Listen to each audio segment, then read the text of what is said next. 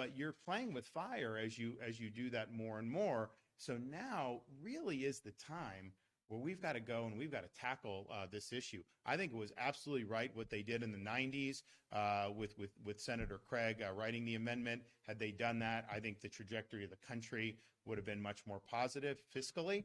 It was the right thing to do. But honestly, they were being very, it was admirable that they were doing the right thing, but we were not in a debt crisis then.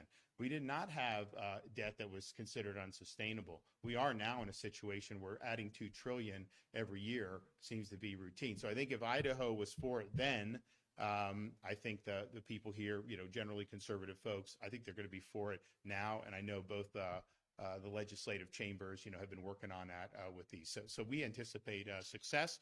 We do think Kentucky, South Carolina was a great success. We also were there last year, and it got close. And they said, we'll get it done next year. And they did. So they got it done, a couple weeks ago, or a week ago. Yeah. And then Montana is also close. And so we think that could happen.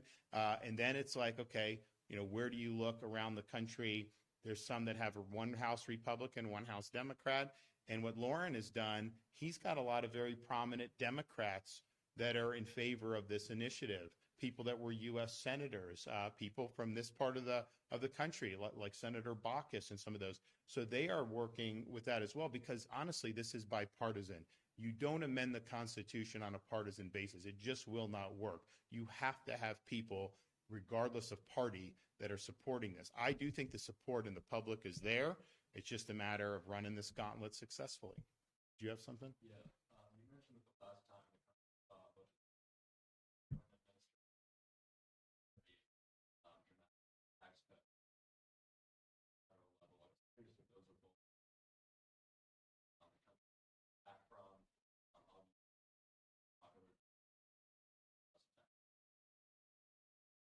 Well, look, I think it depends. I think it depends on how you do it. I can tell you in Florida, we've tripled our 80-day fund since I've been governor, but we have cut taxes every single year.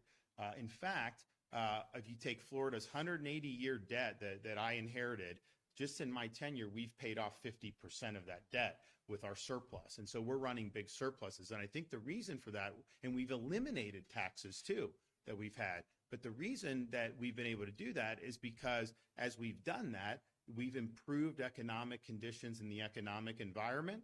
And so we have a bigger economy, and it's producing more tax revenue than it did when you had different taxes and some that were higher. So I think you can do it. And I think ultimately we need to have robust growth in this country, and high taxes have proven to not be conducive to that. But I would say if you just look at what's happened in the last 25 years, I mean, clearly, those COVID years, I think added $8 or $9 trillion to the debt during that period of time. I mean, and a lot of us were saying ho at the time, but there was a lot of money being thrown around.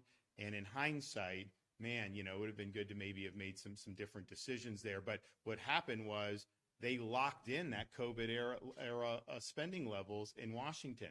And so this wasn't just a temporary thing. This was almost the new normal, where all those agencies, they didn't return the agencies to 2019 levels. They basically kept them where they were. And again, that's a choice. I think if you had a balanced budget requirement, then they would have had no choice but to return to the more sustainable levels that we saw, prior to that, to the pandemic. All right. Well, good luck to everybody here. It's great to be here. We've have Floridians who spend time up in Idaho, particularly in the summer.